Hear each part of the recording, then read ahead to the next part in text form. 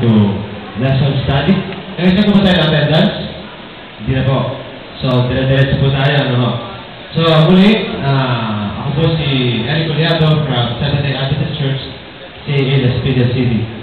Natuwa ko na makita ko sila Winner, saka si Lena ulit. Ivan, yan. Sila po ay mga naging ko rin sa kanila po mga ministry na ginawa sa CAA noon. Kami po ay gagalak na kayo po ay paglingkuran namin ng mga kabataan sa iglesia po natin sa CAA. So kayo po lahat dito ay 30 years and below. No, I'm 31. So, yun po kami ngayon. Nagpunta po dito na malugod po kami na kayo po yung inyong nakasama namin at tinanggap po kami. Sa ating pag-aaral ngayon, sa ating po lesson 4, na ating po quarter, ng ating lesson, ano po, ay patuloy po natin pinag-aaralan. Ito po, mga sulat po sa Galatia. At ngayon nga po sa ating lesson 4, na may pinapagandang pong justification by faith alone. Ano po? Kung ating po susundan sa ating po mga lesson. Ako po'y gagamit ng printed copy, ano? Kasi naiwan ko po yung aking lesson sa Taysan Batangas during ministry po ng choir. Hindi ko po nakukuha. At saka po yung aking Bible na may sentimental value, naiwan ko rin. Yan, so I'm using a printed copy. Ano? Kaya tayo ay makapag-access naman talaga kung walang lesson, hindi makabili. Dahil po internet, ipinagkan natin. Yan. Ano po? So before we pray, ano po, ako po basahin natin ang key text. Bilang mo panimula. Sa Galatians 2, verse 20. I have been crucified with Christ. It is no longer I who live, but Christ who lives in me. And the life I now live in the flesh, I live by faith in the Son of God, who loved me and gave Himself for me. Shall we bow para po sa isang panalangin? Dakilang Diyos na makapangyarihan sa lahat, na aming po sinasamba sa oras na ito. Salamat po sa muling pagdalaw sa amin ng panahon na muli na pong makilala at maunawaan ang iyong pong mensahe sa amin. Hiling po namin at dalangin na pagpapala, katalungan, pagbukas ng iyong puso't isipan na handang tanggapin ang iyong pamamagitan sa lumayan ito. Salamat po sa pagdilig, pagtanggap, pagtugon sa pangalan ng Jesus. You will just review the lesson. Ano po? Ayun, 9:45 po tayo. Yeah, so mga 9:29, 9:25, I will end up, ano po, sa pag-share, and then I will give the time sa congregation. Yan, dyan po yung ating mga pastor. Yan, dyan po yung ating mga layman na handang sumagot, ano po, ng ating mga katanungan. Marahil po ay kayo din nag-aral at nakita po yung point ng ating lesson, ano po. So, it is nice to hear those words. It is nice to hear those lessons na magagaling po sa inyo. Now, before we begin, doon po sa ating lesson na justification by faith alone, i-define muna natin what is justification. Ano po? Dahil ito po yung word na ating pong maririnig ngayon sa mga ito. So what is justification? A word, ano po, nanggaling po sa word na, root word from just. Ano po? Ako sa Tagalog ay tuwid. Ano po? So yung justification, mga kapatid, ito po ay blameless, free from guilt, free from sin. Ano po? Ito po ay taong inosente. Ano po? Innocent. Yan. So kung tayo sa trial, may mga judge, may mga attorney, ano po, kapag dineclare kang innocent, wala kang kasalanan. At ikaw ay libre doon sa pagkakasalang inaakusa sa iyo. Ano po? Yan. So, justification ulit, yung ibig po sabihin yan, ay blameless, yan, spotless, ano, free from guilt, yan. So, we are innocent doon po sa kasalanan, ano po na ating pong nagawa. So, that is justification. Yan. So, okay po tayo dun sa term na yan. So, mga kapatid, dito po sa ating lesson, ano po, binabanggit po sa 2 Corinthians 9:15 na God gave us an incredible gift. Ano po? At isa na yan, ang mababasa natin, a very familiar text sa Romans 6 verse 23 at babasahin ko po muli para po ating muli babalikan. Yan. So, mga kapatid, dito po sa 2 Corinthians 9:15, binanggit dyan, na God gave us an incredible gift. Ano po? At marami siyang binigay sa atin na pagpapala o regalo. Ngunit sa Romans 6:23, mabasahin ko po, a very familiar text sa atin lahat. For the wages of sin is death, but the gift of God is eternal life in Christ Jesus our Lord. Ano po? Mga kapatid, sa panahon natin ngayon, tayo po mga Saturday Adventist, hindi po tayo lalabas. Minsan ay ating may isip, ano po, ako ba ang magkakaroon ng kaligtasan? Sa aking pagpapagal sa pananampalataya, paglilingkod sa Panginoon. Meron ba naghihintay sa aking kaligtasan na kapag ako'y namatay sa oras na ito? Ako ba maliligtas? Ano? Sa ating pananampalataya, yan yung ating kiniklaim. There's no sense na tayo pumunta sa iglesia na wala ko pinangangawakang pangako mula sa Panginoon. No sense kapag tayo naupo dito na wala namang pinangangawakan at hinihintay na pangako. Isa sa mga ito ang kaligtasan. So ngayon, sa panahon ngayon, we are very much worried, ano po, I should say, na nag-iisip na kayo ba maliligtas? Pero ba kaligtasan naghihintay sa akin? Bilang matagal na sa pananampalataya, tinanggap ko mula bata at ako yung kauban na, ano po, ako ba ay sigurado may kaligtasan sa atin? Ano po? So ngayon, we will answer that dito po na mula sa Biblia, sa mga experiences na natin po mapag-aaralan. Ito po babakayin po sa inyo ay wala po sa ating lesson, but, ano po, malaki po ang may babahagi po sa pag-aaral po ng ating lesson. Kung ating po babalikan mga kapatid, yung ating text, ano po, but the gift of God is eternal life. Pansinin po natin yung salitang gift, regalo. Ano? Ang gift po, doon po kailangan pagtrabahuan yan. Ano? Ang gift. Birthday mo, malapit na. Ano? Magpapansin ka kayo sa nanay mo. Hugas ka ng plato, lapak ka, sige ang bulog mo, walis, ano? Paligo ng aso. Mapansin lang na bukas, birthday mo. At maalala ng nanay mo, nabigyan ka ng regalo. Diba? Ang gift, mga kapatid, hindi pinagkatrabahuan yan. Kusang ibinibigay niya ng isang tao. Ano? So, hindi mo kailangan pagsumikapan ang regalo. Ano? Hindi mo kailangan pagsumikapan. So, yan ay binibigay sa iyo free will. Ano ba ang halaga niyan? Kapag binigay ko sa iyo yan, regalo yan. And I'm not expecting a return from you. Ito ay binigay ko sa iyo mula sa aking puso. Ngayon na lang, kapag tinanggap mo yan at hindi ka satisfied, it's your problem. Ano po? Pero ako, na nagbigay ng regalo, ano po, hindi mo kailangan pagtrabahuan yan. Maganda man ang ginawa mo, pangit man, ano ho, binigyan kita ng regalo, yan ay galing sa akin, free will. Ano ho? So yun ang gift. Unless, hindi magiging gift yan, kapag yan ay tinatrabahuan mo talaga. O anak, yan, o maginis ka, mag-agay ka, at bukas, o may regalo ka, ay hindi na gift yan. Ano? Kasi pinagtrabahuan mo. Yun ang hindi definition na regalo. Ano? Sa Luke 18:9 hanggang 14, ano po? Ito po ay very good example na ibinigay ng Kristo para po maintindihan natin ano po itong justification by faith. Ano? Since kanina nalaman natin na ang justification ay ito yung blameless sa kasalanan, sino ba ang buhay sa lupa dito na walang kasalanan? Di ba si Kristo lang? Ano? Lahat tayo ay may kasalanan. Ano po? Si Kristo lang ang nabuhay sa lupa, ano po, na walang kasalanan. Ngayon, kung si Kristo ay nabuhay sa lupa na walang kasalanan, at binabanggit ang justification by faith, sino lang ba ang may karapatan na magpalaya sa atin sa kasalanan? Si Kristo lang. Ano po? Siya lang. Ngayon, by faith, sa pamamagitan ng pananampalataya, ano po? Sa ating lesson, ay pinag-uusapan dyan na dapat pananampalataya at may gumawa. Di ba? Naging issue yan doon sa Galatia na binigay kay Paul. Ano po?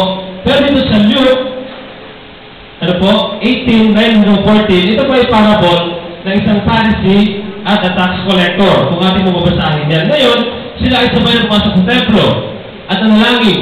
Ano po? Ang panalangin ng isang Pharisee, ito. The Pharisee stood up and prayed about himself. God, I thank you that I am not like other men, robbers, evildoers, adulterers, or even like this tax collector.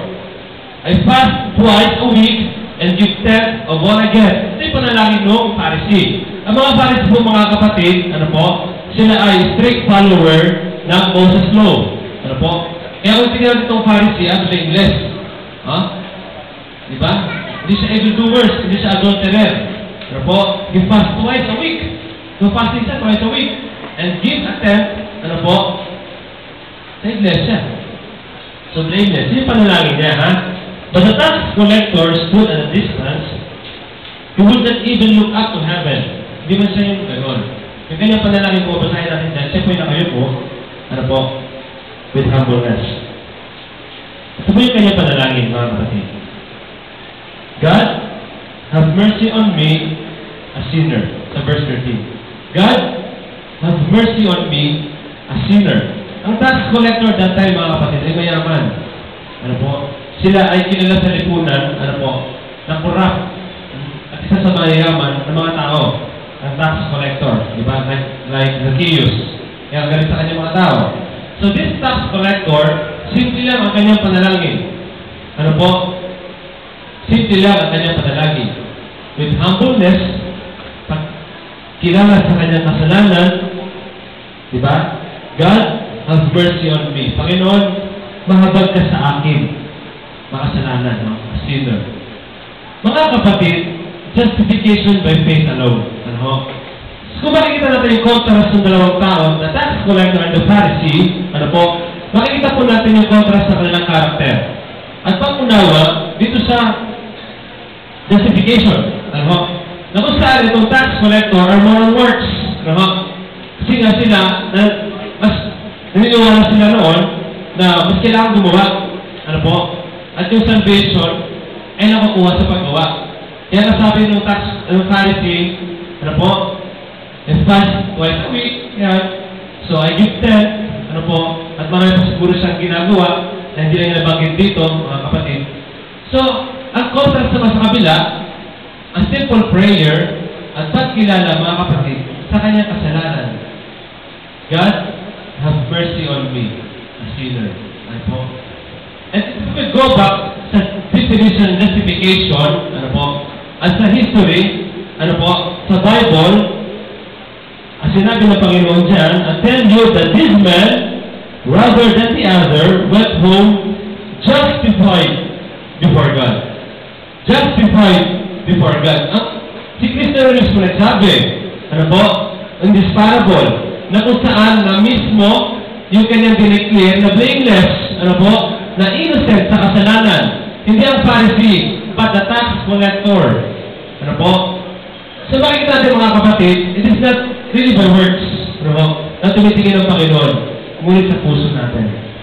At yung paglapit natin sa Kanya, at pagkilala sa ating pong makasalanan na nature. Next. Ano po? Next.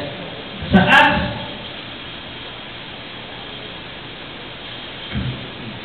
8, ano po? Yan. If I'm not mistaken. So yung mga tanong nito ay handa nyo lang sa kami si share nyo. Ayan. 8:16, 9:16. Ngayon po dito, mga kapatid, na nagpakita naman na ang regalo, ano po, ay hindi mo pwede bilihin. Ha? Ano po, may ilan. Ito experience po ni Peter, ano po, with Simon. Kung saan, nakita ni Simon, ano po, na ito si Peter at John, ano po, ay nagkakaroon ng Espiritu. Di ba? They're laying of hands na sa mga tao at yung Holy Spirit na ibibigay sa kanila. Si Simon, upon seeing this, ano po, Simon, upon seeing this, ano po, he tried to buy, ano po, itong gift of Holy Spirit kay, ano po, Peter sa John. Sabi niya, napatalo din ako ng kamay, ano po, para yung gift ng Holy Spirit ay mapunta sa akin. Magabayad naman ako eh. Magabayad naman ako, sabi ni Simon. Pero po dito sa ating pagkapatuloy, 14 hanggang 24 yan, ano po, Peter answered, may your money perish with you, because you thought you could buy the gift of God with money. May your money perish with you, because you thought you could buy the gift of God with money. Ano po? Because you thought you could buy, ano po, the gift of God with money. At ano yung gift natin binabanggit kanina? Ito po yung pagkapatawad sa ating kasalanan. Ano po? Na si Kristo lamang ang siya makapagbibigay. At si Kristo lang ang siya makapagbideclare na we are justified. At dito po sa experience, sinasabi po, we can't buy, ano po, just justification with money. May your money perish with you. Kasama yan wala mo sa mundong ito, yung pera mo. Pero yung regalo wala sa Panginoon, hindi mo mabibigay yan, mga kapatid. And lastly, dito po sa Luke 23, ano po, istorya muna ako, dito sa, nawala sa ako, istorya muna. Ano mo? Si Abraham Lincoln. Si Abraham Lincoln, ano po, during the Civil War sa US, during his time, pinaglaban itong mga, during his government, pinaglaban itong mga slave o palaya. Ano po, yung mga slave that time, during his reign, na yung mga slave sa US ay mapalaya na. Ano po? So marami na ipaglaban na tao para makamit yung kalayaan na yun. Hindi nga lang nakita mismo ni Abraham, po siya po ay pumanaw din, na makita mismo yung kagandahan, ano po ng picture, na malaya niya yung mga slave. Pero po yung pag-declare na sila yung malaya na siya yung pumanaw. And then after that, meron po lumapit sa kanya na slave, a former slave. May lumapit kay Abraham Lincoln. At sabi, Abraham Lincoln, I'm giving you this money, ano po, I'm giving you this money para po sa pagkapalaya sa aming mga slave. Ano po? So sabi ni Abraham Lincoln, bakit mo ginagawa yan? Ano po? Why are you doing that? What for? Sabi po ng slave na ito, I'm so thankful, masaya ako, kasi ipinaglaban mo ang aming kalayaan. Kaya tanggapin mo na yung pera, ano po, bilang magpapakita na aming pagpapasalamat. Pero sabi ni Abraham, teka, ano po, si Abraham ay nag-isip, at sabi sa tao ito, bago mo ibigay sa akin yan, sumama ka muna sa akin, ano po, at tingnan mo, ano po, kung ano yung makikita mo sa kapaligiran. So upon going around sa neighborhood nila, with that man, ano po, si Abraham Lincoln, sabi niya sa lalaki, look at the house over there. Sabi niya, tignan mo yung bahay doon. Yung tahanang iyon ay nawalan ng 3 anak para lang ipaglaban ang iyong kalayaan. Sabi pa niya, look at the house over there. Sabi ni Abraham, yung tahanang iyon, ano po, ay nawalan ng anak, ano po, para ipaglaban ang kalayaan niyo. At lastly, sabi niya, nakita ko yung bahay na yun, yung unusual house na yan. Yung nakatira dyan ay nawala ng asawa at 2 anak para ipaglaban ang iyong kalayaan. Ngayon, sabi ni Abraham, bago mo bigay sa akin ang pera na yan, tingin mo ba enough yan para mabayaran yung sacrifices nito mga pamilyang ito? Natigil ang lalaki at doon pa napunta ng story. Mga kapatid, same thing with us. Ano po? In justification by faith, ano po? Wala tayong pwede pagbayad sa Panginoon para patawarin tayo sa ating kasalanan.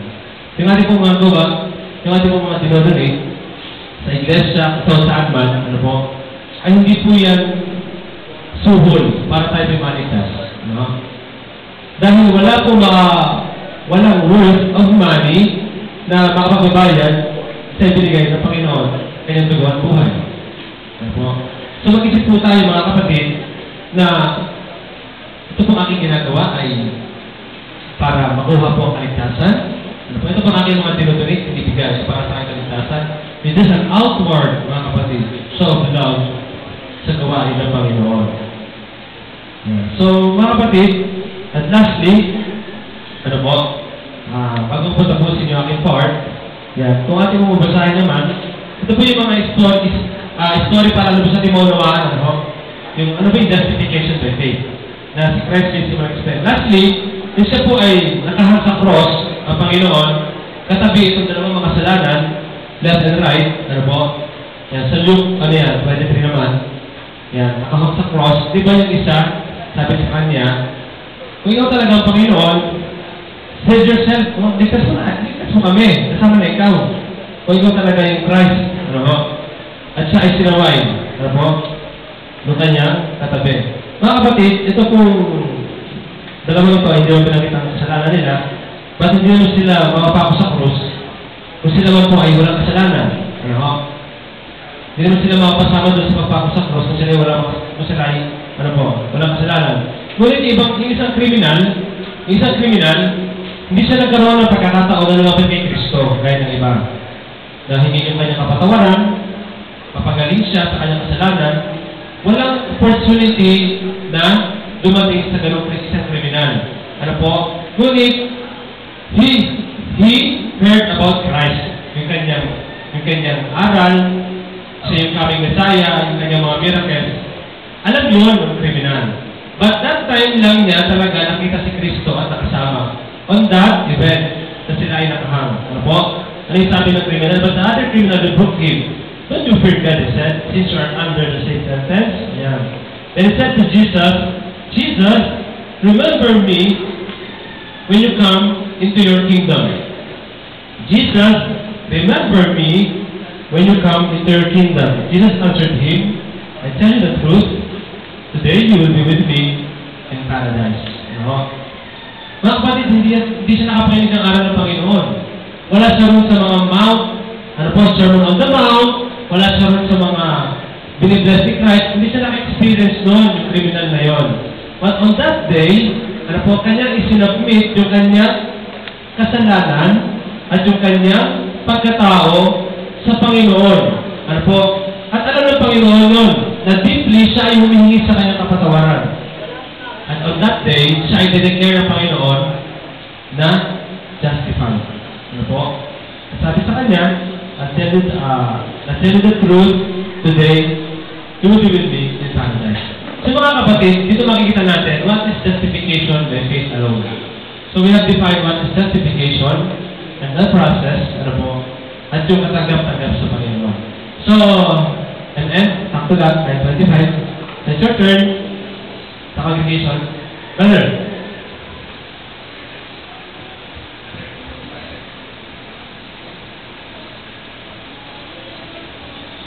Magandang umaga po. Meron lang akong isang nais na sigurado dapat ito yung linawin natin. Kasi alam nyo, sa James, kung babasahin nyo po yung James, yung English version, meron po ditong talatang mababasa sa James 2. Ang talata po ay 24, kung di ako nagkakamali. Ang sabi po doon, you see that a person is justified by what he does and not faith alone. Paano po natin i-reconcile sa lesson natin? James 2:24. Sasagot po si Sister Rosa, you see that a person is justified by what he does and not by faith alone. Alin muna natin po yung justification by faith alone. Kasi masasagot yun. Yung kasing justification, ang ibig sabihin ng justification, yung forgiveness, meron kang pardon. It's a free gift, kahit na makasalanan ka, inaari kang ganap. Ibig sabihin ng justification, inaari kang ganap. Diba? So, pagka nag-justified ka, ibig sabihin, righteous ka na. Diba? Pagka justified ka na, ibig sabihin, righteous ka na. Ngayon, ang sabi, yung justify siya, ito sa kanya ginagawa. Pero ngayon sinabi dito, the works of the law. No? Hindi ka daw maliligtas sa pagtupad mo ng kautusan, works of the law. Ito daw po yung ano daw sabihin ng works of the law. Halimbawa, ako boss, ikaw, iniwang kitang tagapag-alaga ng anak ko. Ang gagawin mo, guardian siya, di ba? Ang works of the law, guardian siya. Ang sasabihin ng works of the law, yung guardian, pagka nagkakasala yung binabantayan mo, ginagwardyahan mo siya para sabihin sa kanya na huwag mong gagawin yan. Pero yung guardian, yung works of the law, wala siyang power para kung nagkasala man yung batang inaalagaan niya, wala siyang karapatan na parusahan niya. O ngayon, iyaharap niya ngayon doon sa magulang sa akin. O Sister Rose, yung anak mo, ganito ganyan. So ngayon, yung bilang ako magulang, dahil mahal ko siya, makasalanan siya, bibigyan mo siya ng special gift na pardon and forgiveness na hindi doon sa works of the law niya, kung hindi doon sa love ko sa kanya. Gagawin ko siya ngayon justified. Kuha niyo? Pagkatapos, yung sinasabing belief, no, yung sabi niya justified, di ba? Si Abraham, si Abraham, sinabi niya, o pumunta ka doon sa promised land, di ba? So yung kanyang belief niya, coupled with faith, sumunod siya. So kahit na meron siyang, faith, kung walang works, kung walang belief, kasi yung belief niya, masusunod mo yung paniniwala mo kung may faith ka. Kasi yung sabihin kasi ng faith sa Hebrew 11:1, katiyakan sa mga bagay na hindi mo alam na tama ba o hindi. So yun. So ngayon doon pa sa doon sa lesson natin, yung faith, so makukuha mo lang yung justification, makukuha mo lang yung pagiging righteous through your faith. Diba? Kasi kung belief lang, action lang, wala yun. Parang merong doon, sabi kay Elder Moody, ang sabi, sino sa inyo nakakatiyak na ligtas na kayo? Sabi niya gano'n. Merong sumagot doon sa nakikinig sa kanya. Hindi pa po ako tiyak na ligtas ako kasi hindi ko napipil na ligtas ako. Sabi niya gano'n, no? At tinaturo niya justification by faith. Kasi sabi niya, si Noah ba, nung sumakay siya sa ark, naligtas ba siya ng feeling niya o yung ark na nakaligtas sa kanya? Ano nakaligtas sa kanya? Yung ark. Sabi niya, ikaw, kung naniniwala ka sa Diyos, nasa ark ka na. Pero, kung feeling lang nakabase sa kaligtasan mo without faith in God, hindi ka maliligtas. Sabi niya gano'n. Kaya sabi yung, hindi lang daw po yung ang kasing justification by faith, kung pinag-aaralan natin dito, sabi dito, the keywords daw ng lesson natin, the keywords ng lesson natin, justification, righteousness, works of the law, belief, and not only faith, but even the faith of Jesus. Kaya nga po, yung sabi niya, ano nga ba yung sinasa mo kanina? James, sabi niya, yung parang naliligtas na. Kasi yung faith, without yung cooperation ng gawa mo, hindi. Kasi yung gawa, justified ka, patuloy ka pa rin nagnanakaw. Wala. Ibig sabihin ng tao justified, forgiven na siya, may pardon na siya, ibig sabihin, nagpapatuloy na siya gumawa. Sabi nga ni Paul, napako na daw siya Napako na siya. Ibig sabihin, kahit paggawa ko ng kasalanan, dahil nakapako na ako, hindi na ako makagawa kasi nakapako na ako sa kanya Diba? So yun po ang unang lesson natin. So yung namin niya kanina, yung justification, yung just, na mabubuhay siya, justified ka kung patuloy ka naman lumalabas sa sabat para kailangan tuloy-tuloy ka gumagawa ng kabutihan. Kasi yun daw, faith, hindi ka maliligtas. Maliligtas ka nung iyong pagbabago ng character, ng behavior mo. Thank you po. Meron Kevin A. 24, 2:24. San James. Pakilala ko na. James 2:24. Pero Ivan? Sagot? How can we reconcile this one? Sabi kasi natin lesson, justification by faith alone. Pero dito, you see then how that by works a man is justified and not by faith only. So, contrasting. Ay, gusto ko lang po i-share yung comment po ni Mrs. White sa talatang ito. Ito po ay natala sa Signs of the Times, May 19, 1818. The Apostle James saw that dangers would arise in presenting the subject of justification by faith. And he labored to show that genuine faith cannot exist without corresponding works. The experience of Abraham is presented, this is how, he says, how faith wrought with his works, and by works must make faith perfect. Thus, genuine faith does a genuine work in the deliberate faith and obedience, bring a solid value of an experience. Tutuloy po sa Review and Herald, ang sabi niyo po ay,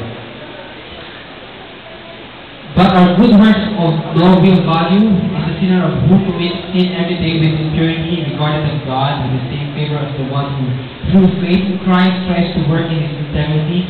The scripture answers, we are his workmanship created in Christ Jesus unto good works which God has before ordained that we should walk in them. Yan po, share na po yung tinatawag ng Mrs. White na i-package. Thank you, other reader. Mga kapatid, if you go up sa text, was not 21. Was not Abraham, our father, justified by works when he had offered Isaac, his son, upon the altar? Ano po?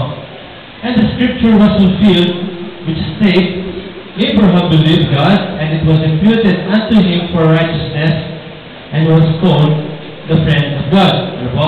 Kung basahin po natin yung text na yan, ay pinipicture out dyan kung ano ginawa ni Abraham through his son, Isaac. Hingin ng Panginoon yung kanyang anak na i-offer, ano po, as a living sacrifice. Sa istorya, si Abraham ay hindi po nagalit o nagtampo sa Panginoon. But with sadness, siyempre, siya ay sumunod. Ano po? Huli, nanampalataya sa Panginoon. Ipinataka din ito mga kapatid, si Abraham po ay na-justify na siya ng Panginoon. He was declared as justified ng Panginoon. Dahil po sa kanyang pagsunod at pananampalataya, he was declared justified yung kanyang kasalanan. Ano po? And on that, ano po, on that blessing, on that gift, ano po, ang gift, yung justification na yan, regalo sa kanyang binigay, hiningi sa kanyang anak. Ano po? Hiningi. Gumawa siya. That's work. Ano po? That's work. Mga kapatid, sa ating pong pananampalataya, tayo po ay binigyan ng pagkapatawad ng kasalanan. Ano po? Sabihin natin, before, ano tayo? Ano ba yun yung nag-recruit? Illegal recruiter. Ha? Illegal recruiter ka. Oh. Para ikakuha ng tao, diba? Recruiter, padala kita sa doon, sa Dubai. Oh. Alam naman, Dubai talaga na patatundan sa'yo. So ngayon, nakita mo yung kasalanan mo. Ano po? At gaya ng panalangin, nung tax collector, gano'n panalangin mo. Nakita mo yung kasalanan mo. The Lord, have mercy on me. Please forgive me. At naramdaman mo na pinatawad ka. Kasi maramdaman mo yan through Holy Spirit. Ano po? Siyempre, hindi mo na babalikan yung gawa mo na dati. Ngayon, nagbabago ka. Diba? Punta ka na church. Yan. So, kasi yung pagkapatawad na naramdaman mo, so binago mo na yung gawin ng buhay mo. Diba? Ngayon, tumutulong ka ngayon sa mga ministry work. Diba? So, paggawa na yun. Diba? Nakita niyo, paggawa na. Kasi pag pinatawad ka, at ka pa rin sa bahay nyo, nag-isip ka pa rin, sino kaya ma-recruit ko na naman next week? Ha? Sino kaya, ay ito, pinsan ko. Madaling bulahin ito eh. Check. Diba? Wala na bago mga kapatid. Ano po? Ngunit if we were declared, justified, inaring ganap tayo ni Panginoon, naranasan mo na patawad ka, kasi humingi ka ng talagang tawad, ano po? Umiyak ka pa nga, diba? Lumuhod ka pa nga, tapos niyakap ka ng Panginoon, naramdaman mo, napatawad ka. So ngayon, nagkakaroon ng pagbabago ngayon sa'yo. Diba? So yung panawagan naman ng Panginoon ngayon sa Biblia, na sino yung dumalaw sa akin na ako ay may sakit, sino yung bigay sa akin na ako ay nagugutom, sino yung dumalaw sa akin sa bilangguan na ako ay nakakulong,